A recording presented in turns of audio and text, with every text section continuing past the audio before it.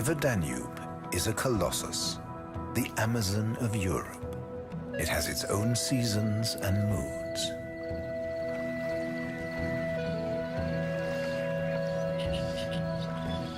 Floods and frosts, summer heat and autumn bounty shape the lives of the many animals that call it home. For some, the Danube is a natural year-round sanctuary. Others spend time on the river only to rear their young.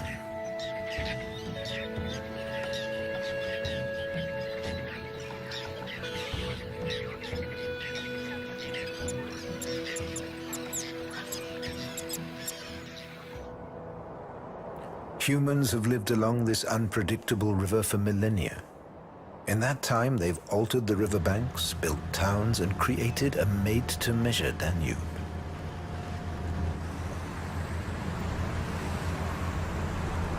The current is forced into a straitjacket of concrete banks to prevent flooding. The natural riverscape has been transformed into a technological waterway.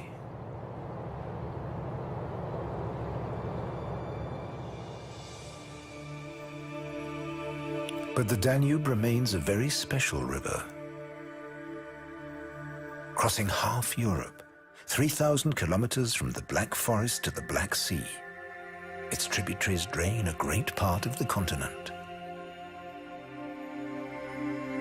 On the long journey past wind-whipped plains and snow-capped peaks, the Danube encounters the extremes of weather.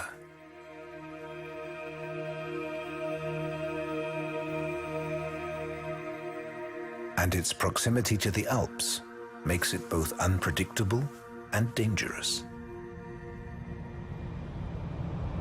When a large Atlantic low-pressure front roars in from the northwest, great banks of clouds are forced up against the mountainsides.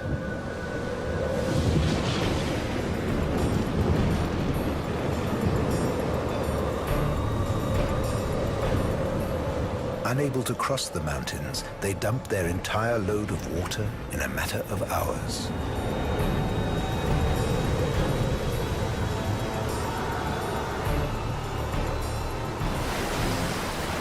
Wild water rages down the mountainsides and roars into the valleys. Suddenly, every river is in flood.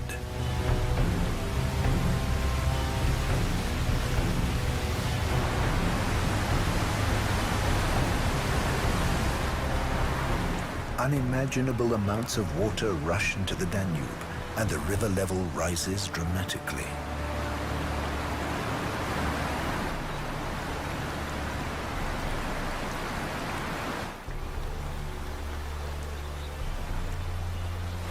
Riverbanks are ripped away, trees torn down. The river grasps at everything in its path.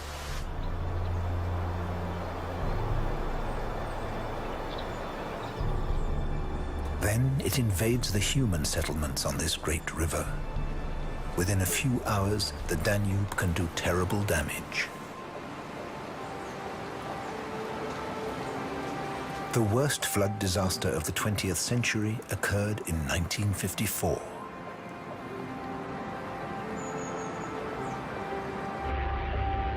On the 6th of July that year, a low-pressure front from the North Sea reached the Bavarian and Austrian Alps. It was combined with especially heavy rainfall. The result was terrible floods.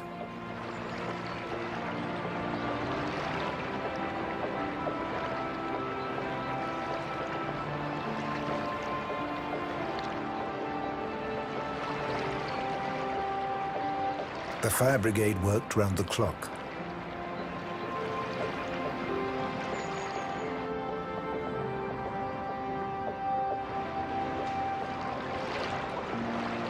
People were rescued from their homes and evacuated along with their pets and their farm animals.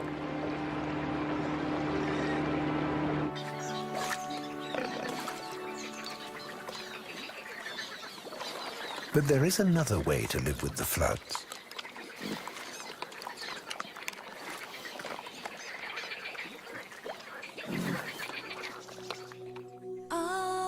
Hidden in the riverine forests of the Sava in Croatia is the Lonsko Polje Nature Park.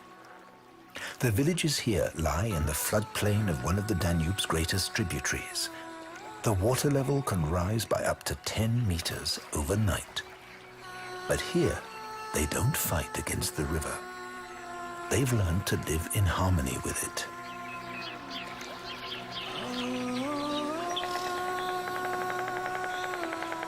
The settlements consist of picturesque wooden houses. The wood to build them comes from the surrounding oak forests. If necessary, these centuries-old houses can be dismantled and rebuilt in a different place. They don't fight the river here. Over generations, they have learned to adapt to it.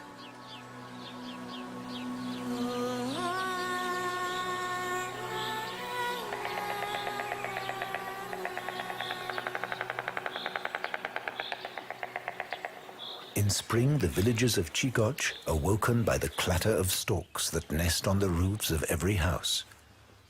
The villagers couldn't imagine life without their summer visitors. The flooded woods and pastures provide the food for the storks and their young.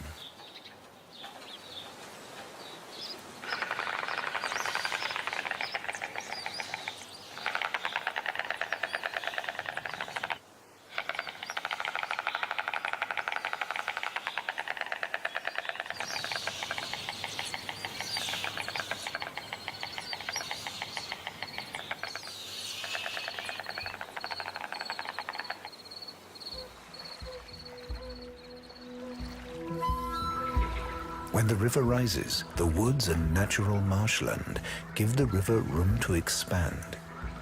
The mass of floodwater spreads out and settles, its force broken. Here, the water brings not destruction, but life.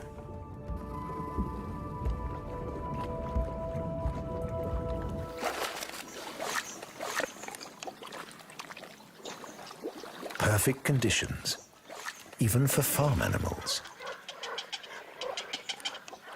Turopolje pigs love to swim and wade in the flooded areas in search of food, or to wallow in the warm mud. These pigs live as free as wild animals. The floods don't worry them at all.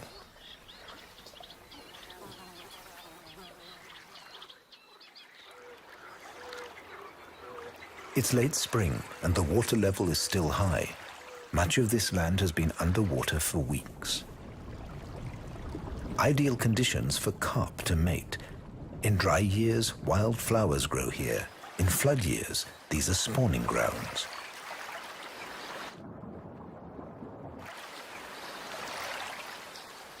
In their courtship display, they rub their bodies together in an orgiastic frenzy until the females lay their eggs.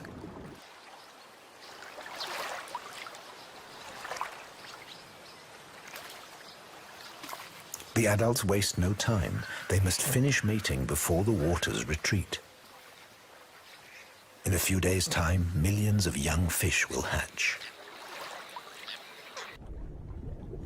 The moment has also come for the tadpole shrimps. They may have lain dormant as eggs for years.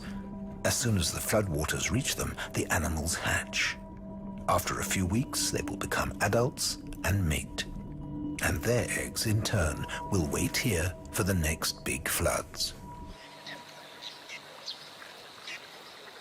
Living here, you have to cope with constant change. These carp failed to leave the pastureland in time. Now they're cut off from the river, left high and dry.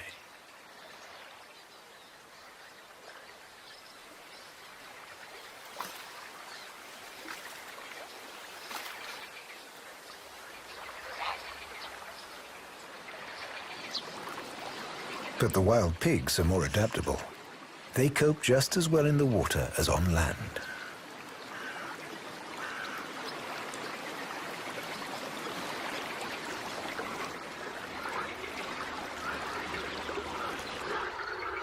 When a high-pressure front returns to Central Europe, the Sava slowly returns to its more gentle ways.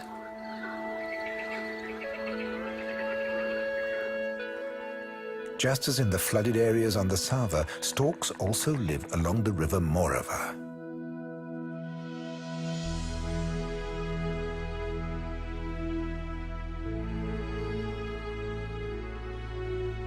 This river boasts Europe's largest stork colony that still nests in trees.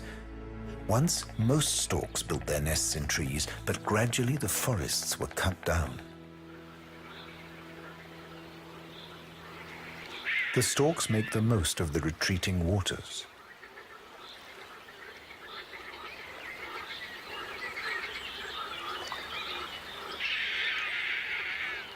These damp pasturelands are ideal hunting grounds, especially in the breeding season.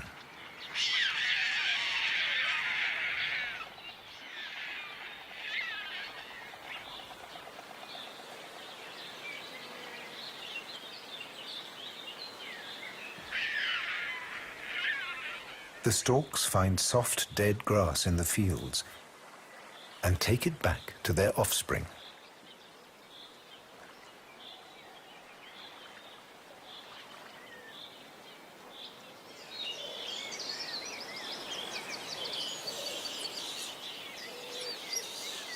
But not as food.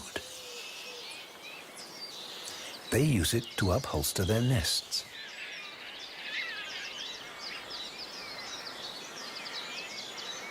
Storks return to the same spot every year, and they never finish building their nest, so it can be meters high and weigh as much as 2 tons. At the beginning of each breeding season, the nest is improved and extended. The marsh forests have been home to this colony for more than a century, but the tall, strong oaks are becoming rarer.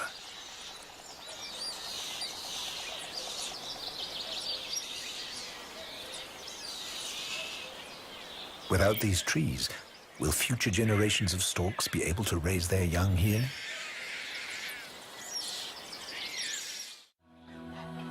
The breeding season is in full swing all along the Danube.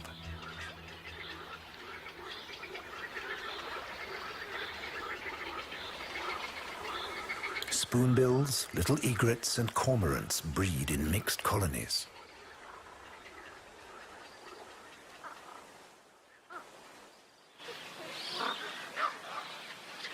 Everywhere, hungry mouths must be filled.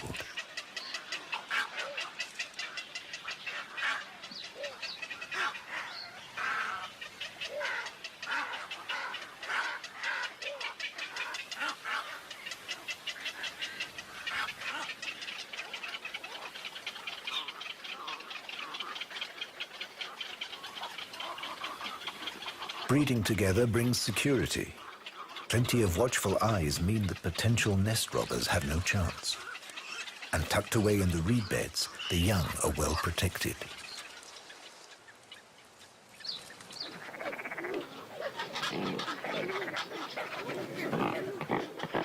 These pelicans are breeding in Europe's best-known bird paradise.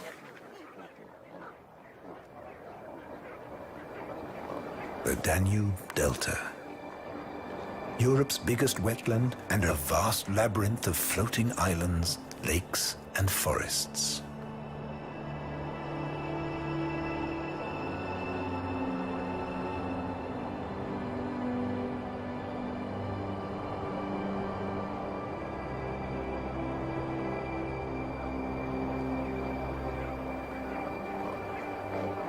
Year after year, the pelicans come here to raise their young.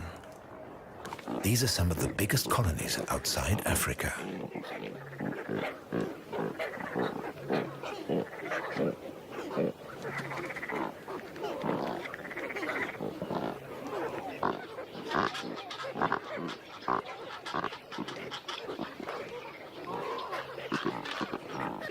The pelicans operate a kind of kindergarten.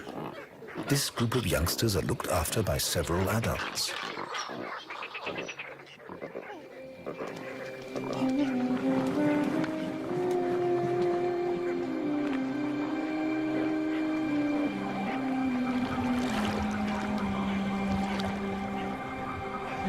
When the adult birds go fishing, a few older ones always stay behind to protect the young.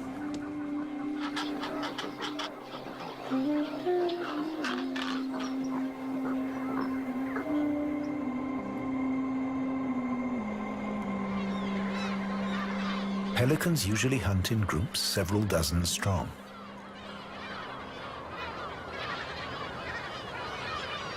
The waters of the delta are rich fishing grounds.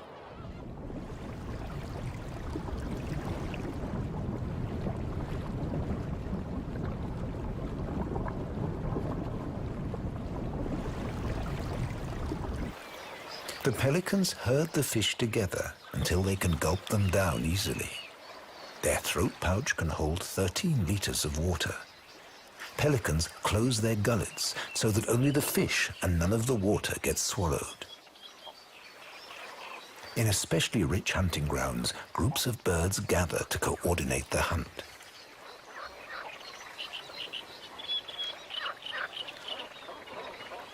Then they fly back to the nests to feed the young.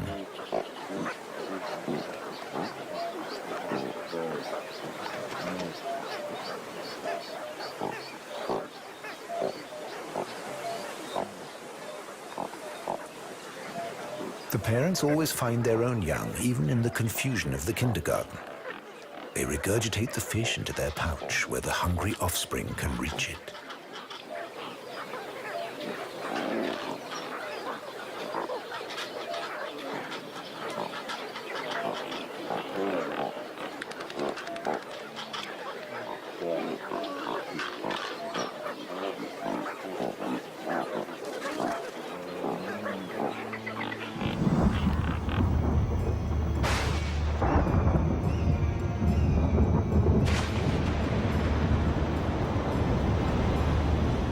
In the summer, the oppressive heat and humidity can lead to sudden, massive storms.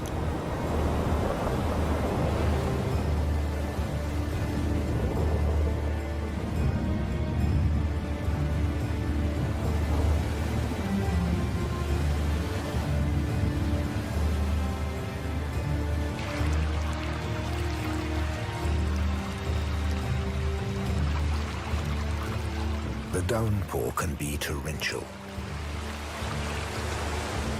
An inconvenience for the pelicans, but the delta is so vast that the water level hardly rises.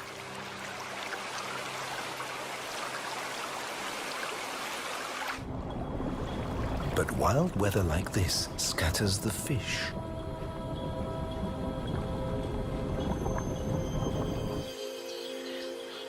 After the storm, above the surface, nothing seems to have changed.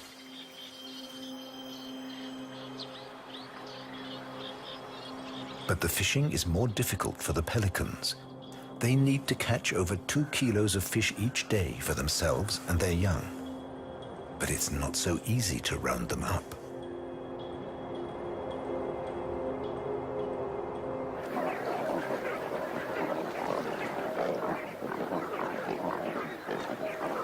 So the pelicans change their tactics. They leave the inland parts of the delta and fly to the coast. Taking off from the water is hard work for such large birds.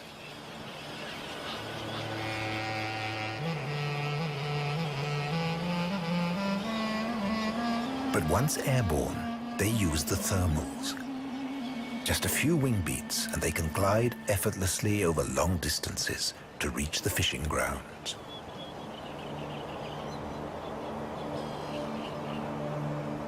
More and more of them gather on the sandbanks of the delta and start fishing in the shallow waters of the Black Sea.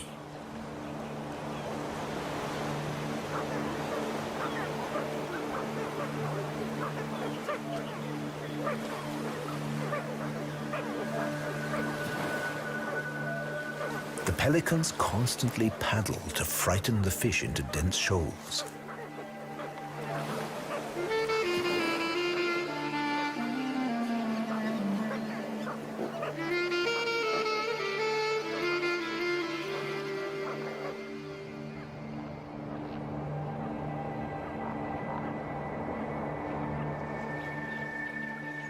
The young have grown, and now they're learning about the water. They have little time left. At the beginning of August, they must leave with their parents on the long journey to Africa.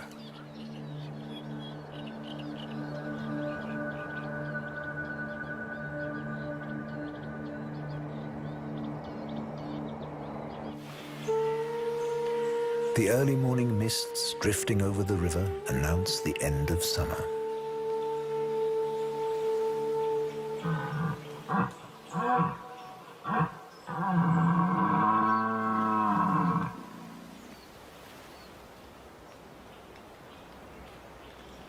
In the woods along the Danube, the rutting season is here. The stags are aroused and aggressive.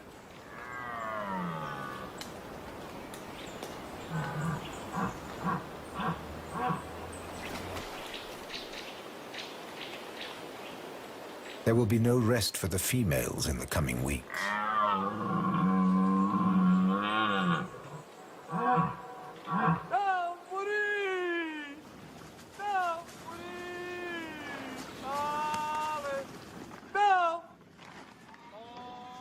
By the fall, the flooded areas of Lonsko-Polje have dried out. The tropical lushness of summer is a distant memory. Now the farmers have to supply extra food, for the pigs need to put on a thick layer of fat to get through the winter.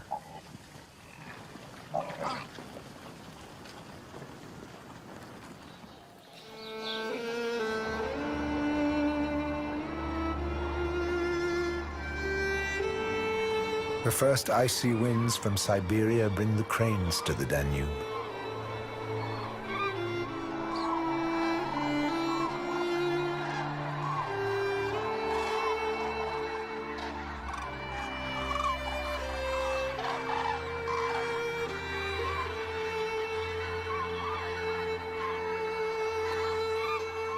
About 100,000 of them fly into the puszta.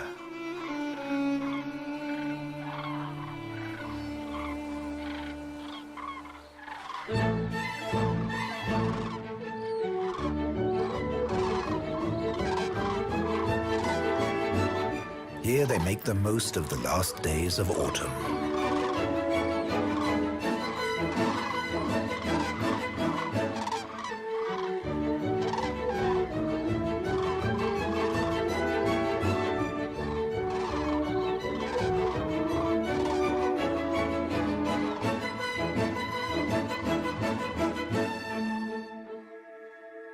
They spent the summer in the Arctic, and now they're on their way with their young to spend the winter in Africa. Here, where the Danube crosses the Hungarian plains, they'll stop for a few weeks to rest and replenish their energy supplies. They still find plenty to eat in the grass plains and fields of the puszta, even after the harvest.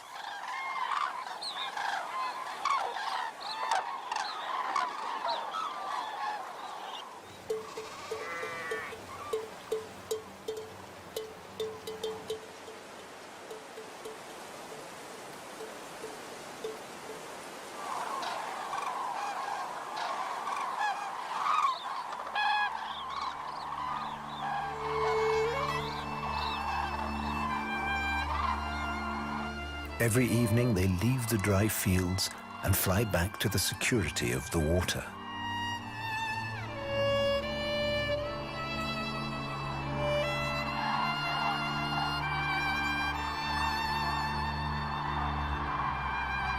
The Hungarian plains are a mosaic of fertile wetlands, fed by the Danube and its network of tributaries.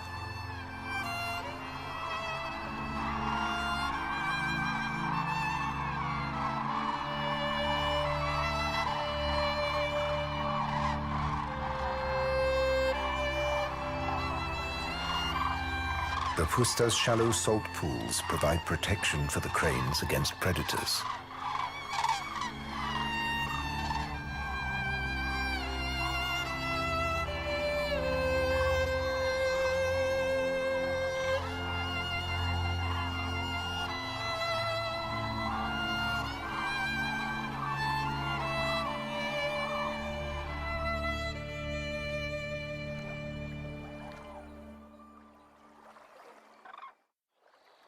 The days grow shorter, the nights grow colder.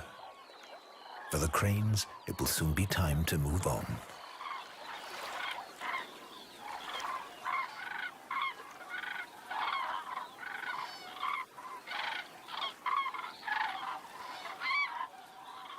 One morning, The excitement is palpable. The time has arrived. As of a single mind, they set off to the south. They have a long and dangerous journey in front of them. Not all of them will come back next spring to rest here once again before heading up to the Arctic.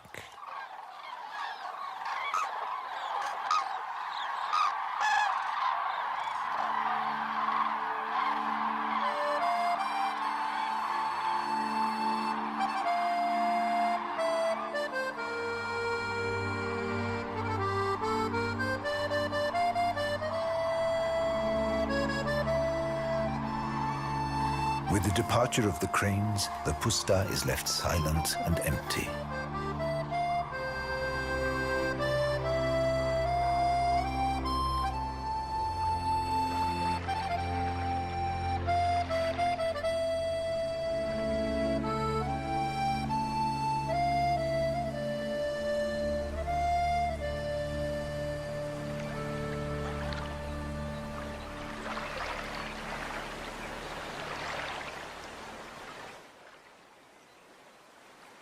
For the Danube-crested newt, it's time to leave the shallow pools too.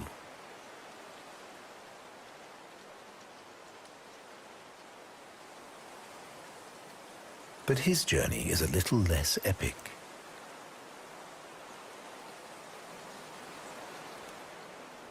He's looking for a crack in the mud.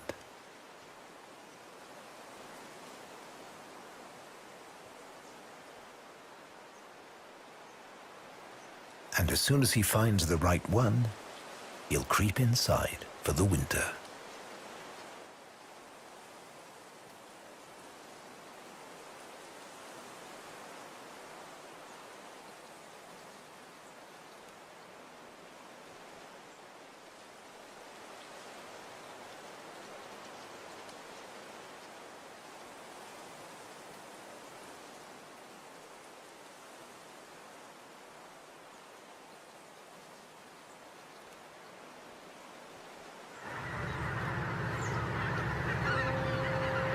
Another wave of migratory birds arrives on the Danube.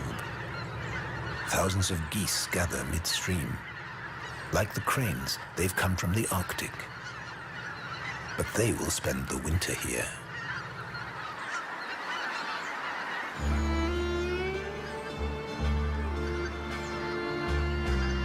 Belgrade. A few months ago, high waters at the confluence of the Sava and the Danube flooded this city.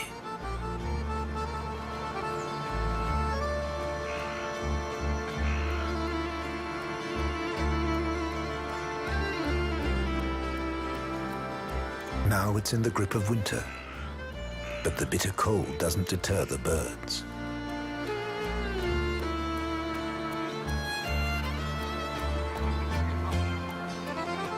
Flock after flock of migratory birds arrive at the center of the city.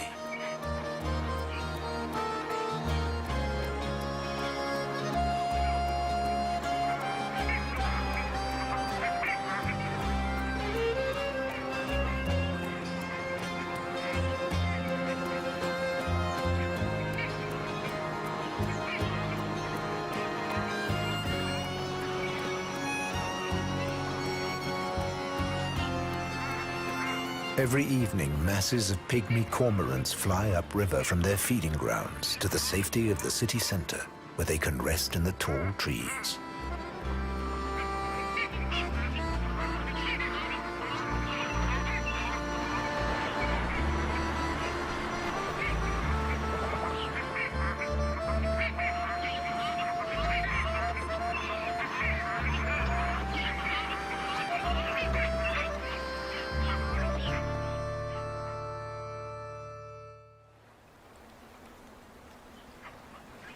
It's not yet midwinter, but the temperatures have been dropping further and further below freezing.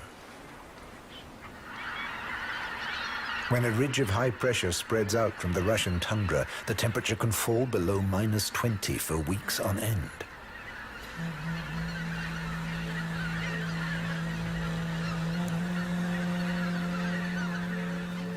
The icy blasts of wind are channeled along the river, and the cold is intensified. The Danube begins to freeze.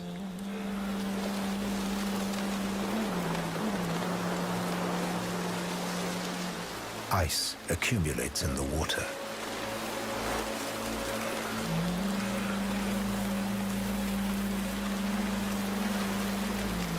Until the river is covered in frozen armor plating.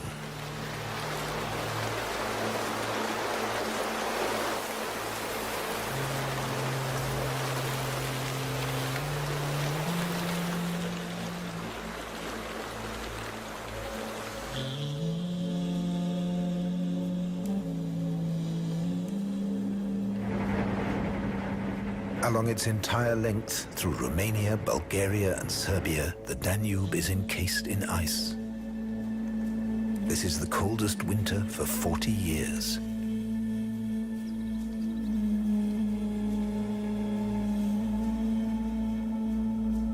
Even the Black Sea freezes solid.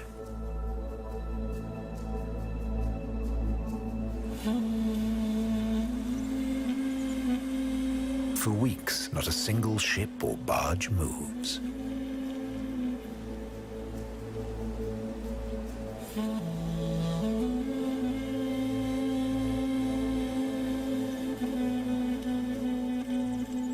The winter is pitiless.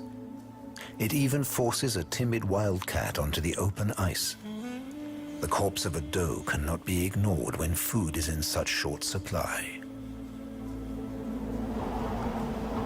Swirling frozen fog smooths and sculpts the meter-thick ice. The ravines of the Iron Gate, too, are rigid with ice.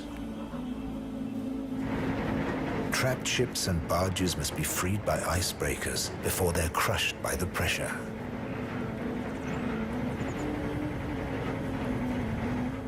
Even in Vienna, the Danube has frozen solid.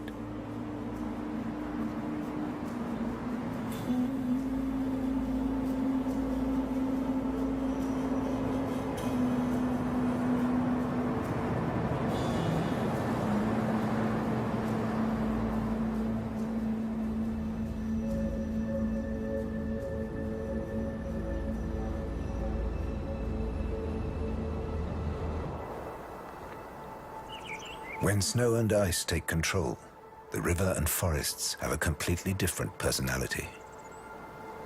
Summer's abundance gives way to a bitter struggle for survival.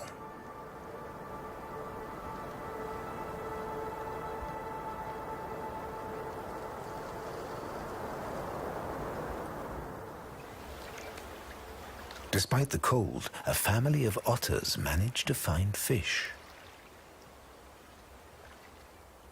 But for the herons, fishing is now almost impossible.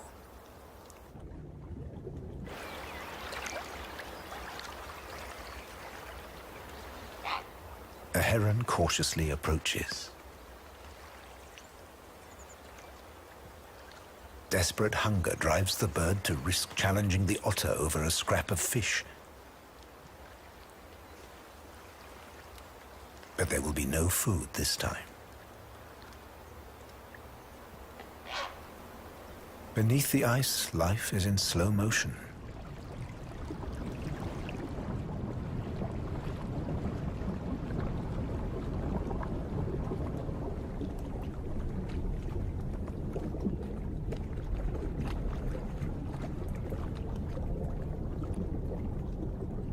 Even the catfish, themselves greedy predators, gather in groups, almost motionless. The cold chills their muscles and brains, making them lethargic.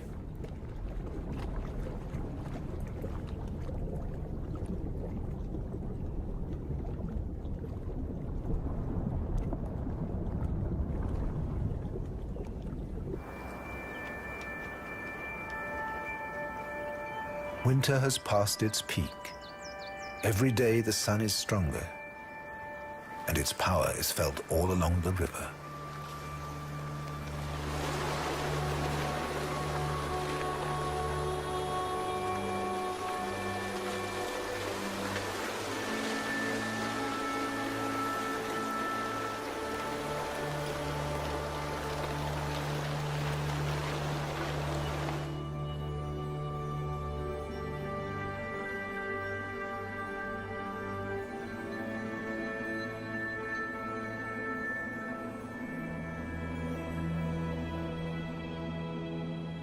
As soon as the ice breaks, everything happens very fast. In just a few hours, the Danube is free of its icy armor.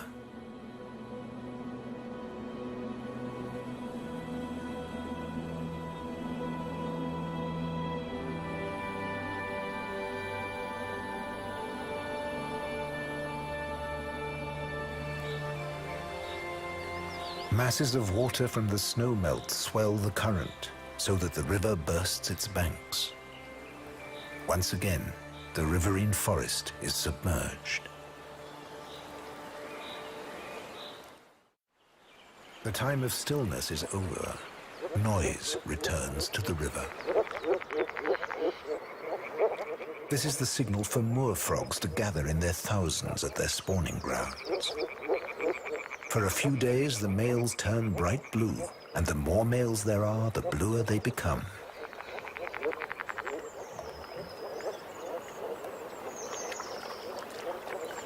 The arrival of a female provokes an instant reaction.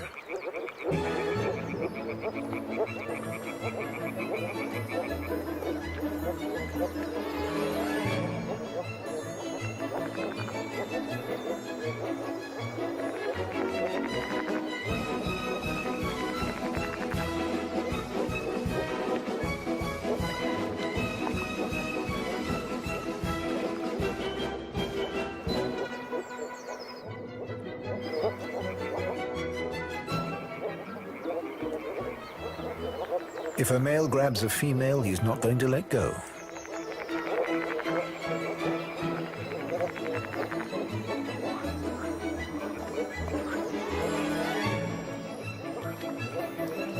There's no chivalry among frogs.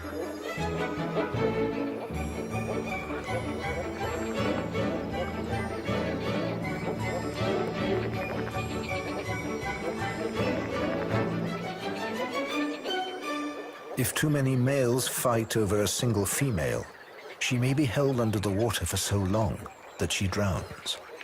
It's the ultimate sacrifice. It's the imperative to reproduce, to pass on one's genes, that brings about this macabre spectacle. Even if the female dies, her eggs will have been laid and fertilized.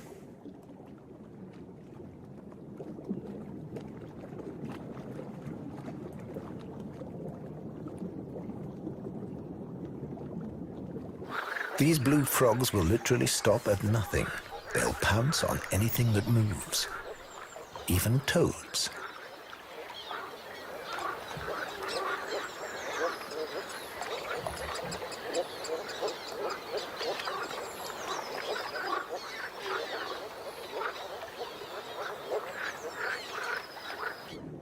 The toads make their getaway fast. The female takes the smaller male on her back, but they're still not safe from over-enthusiastic suitors.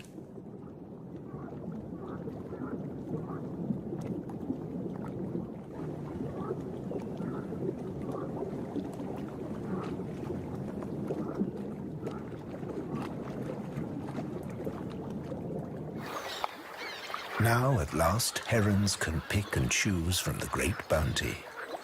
It's as simple as stabbing the water.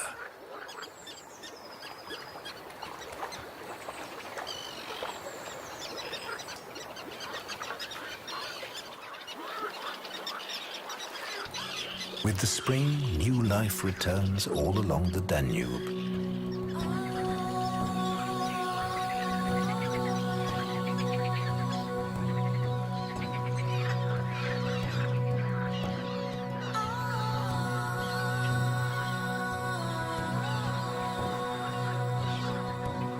The birds are back in their hundreds of thousands to raise a new generation in this watery jungle.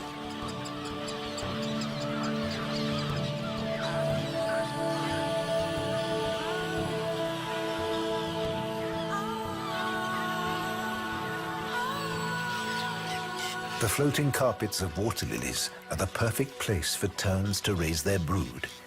They mate here, and their young are born on the lily pads.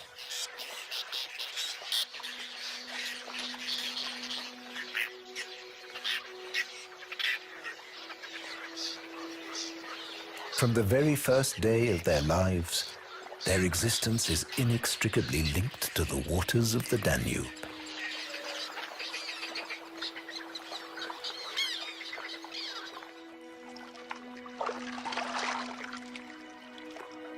For generation after generation, the delta has provided rich hunting grounds.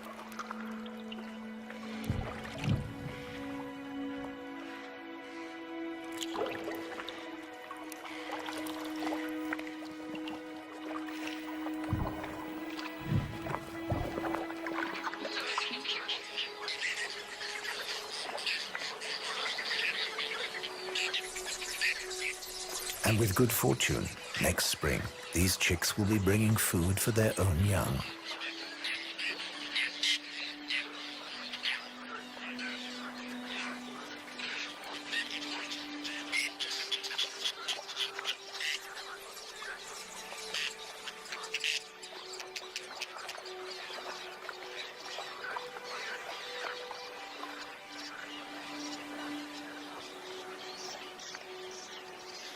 On its long journey to the delta, the Danube passes through and creates many remarkable landscapes.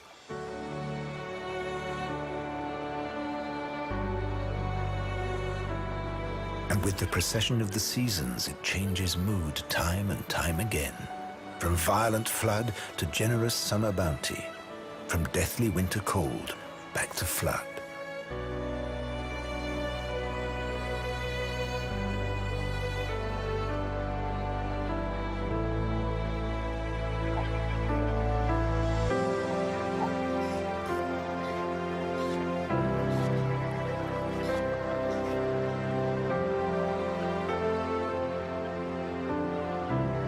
Over many centuries, the river has shaped nature and civilization on this continent. Hopefully in future it will remain what it always has been, the giant watercourse that flows through Europe, connecting different worlds.